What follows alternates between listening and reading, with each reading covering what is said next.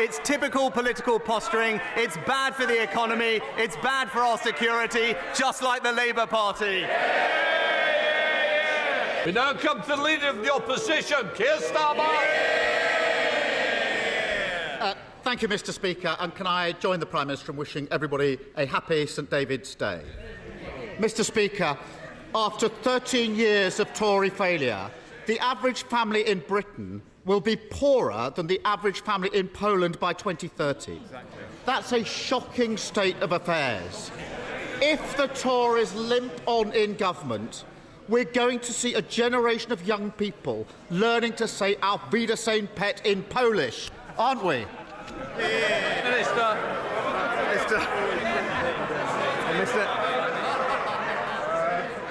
Mr. Speaker, it's clear to everyone that the biggest impact on households' living standards is the energy prices that we're suffering at the moment as a result of an illegal war in Ukraine. And I just remind the honourable gentleman what we are doing to ease people through that. Because of our energy price guarantee, right now the government is paying over half of a typical household energy bill, saving households right now £1,000. It is one of the most generous support schemes globally. Now, he knows future decisions to support cost of living are for the budget, but if he's concerned about the cost of living, what he should do is stop making inflationary, unfunded spending commitments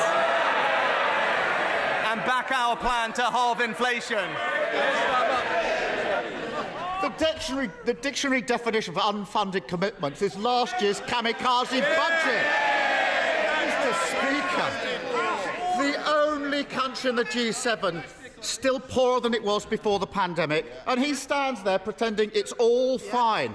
Total denial about the damage and decline that he is presiding over.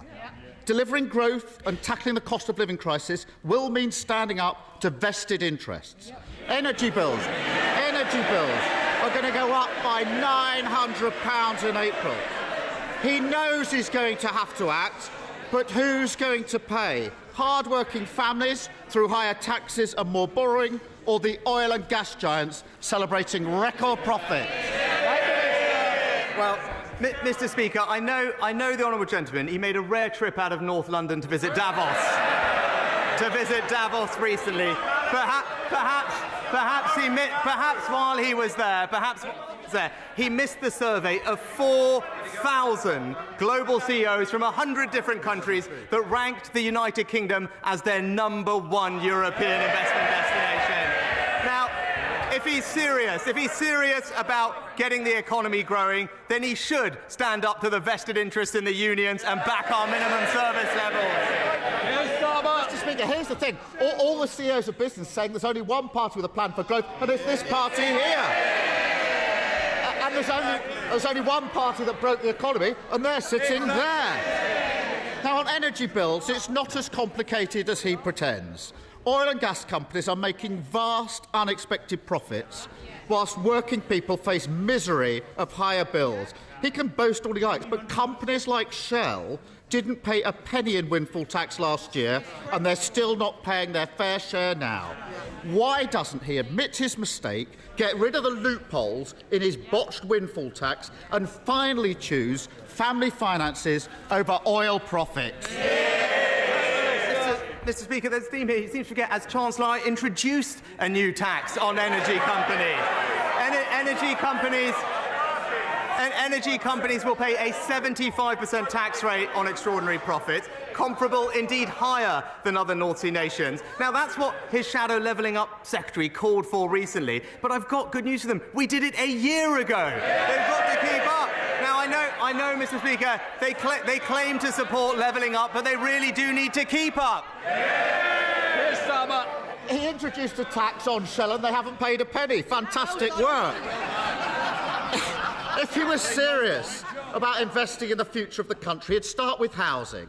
A few months ago, his backbenchers forced him to scrap house-building targets. At the time, he stood there and said it would mean they would build more homes. Well, would you believe it? A few months later, the Home Builders Federation say house building is going to fall to its lowest level in 75 years. Now, he can change course on this. He can bring back targets and planning reforms, or he can duck that fight and let a generation down. Which is it? Prime Minister. Actually, Mr. Speaker, we've had recordly high numbers of house building and indeed the highest number of first-time buyers in around 20 years under this government. But he talks about investing for the long term of our country, and that's important when it comes to energy security, Mr. Speaker. But Labour's policy is to oppose any new oil and gas licences in the North Sea. It is an absurd policy that would see us paying billions to countries abroad for our energy while shipping it here with twice the carbon emissions. It's typical political posturing. It's bad for the economy. It's bad for our security, just like the Labour Party. What? Because of the noise, I don't think the Prime Minister is hearing the questions, because I do think it was on house building. Keir Starmer.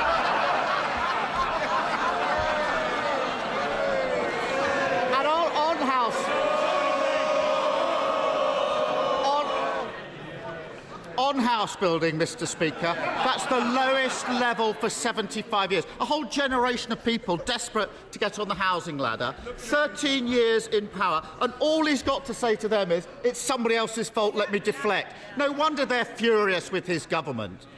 And it's not just bills or housing. Families are paying over £1,000 a month just to send their child to nursery. If he scrapped his non-dom status, he could start to fund better childcare, put money back in people's pockets and get parents back to work. Seems a pretty simple choice to me.